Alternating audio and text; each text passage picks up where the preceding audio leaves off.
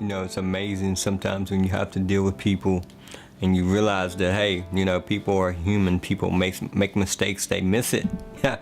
We have to come to the realization, people, that people miss it, and we got to show them grace. We got to show them just that we got to give them the opportunity to miss it, and then accept them back with warm love. You know, Jesus said in the Bible that we are to love one another as He has loved us. The Bible also says that we are to love our neighbors as we love ourselves. But too oftentimes we are so busy pointing the fingers, and we are so busy condemning people, and we, in a sense, we end up putting ourselves on a pedestal, and we act like our stuff don't stink. If you're trying to get one, if you know what I'm trying to say, or we act like we're all high and mighty, or we just act like, in a sense, we're like God. But He has told us that we're supposed to love. We're supposed to love. Love is what it's about, my friends. And when we think we know it all, and when we think we've heard one side of the story, and we know just enough information to point the fingers and say that's not a man of God, that's not a woman of God, that's not, I don't even know who that person is. Sometimes we decide in our hearts, but God is calling us to love. We need to get out there and love. We need to love in our households. We need to love on the streets. We need to love in the church. We need to love. And you know, sometimes things happen for a reason, and even when we don't understand it, and even if we don't understand all the details, we're commanded to love.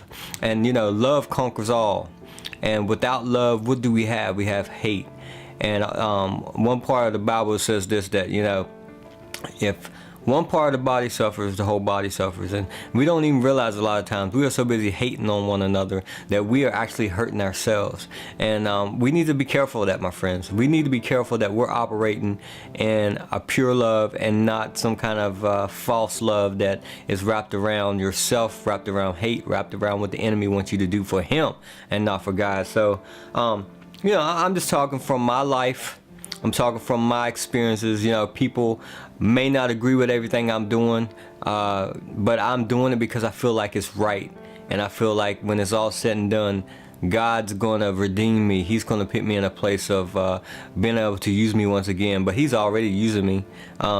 He's already using me in everything I do. I just feel in my heart. So, you know, when people go through things, you know, the purpose of this video is to don't turn your finger and start pointing. You know, open your arms to console, you know, to hug, to embrace, reach out, let them know, let people know that you're there, because people are going through tough situations. And it's not just some of the common things that you hear about, you know, just churches and stuff like that people are going through stuff. So be there for them. Don't isolate yourself. A lot of times when people are going through things, they feel like the world is, they feel like everyone's against them.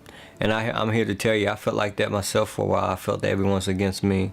But, you know, there was one or two people that really reached out to me and made me feel like, hey, you know, I'm loved. I'm accepted, even when I miss the mark, even when I mess up, even when I don't get it right. Jesus is there, my friends. So love your neighbor as you love yourself.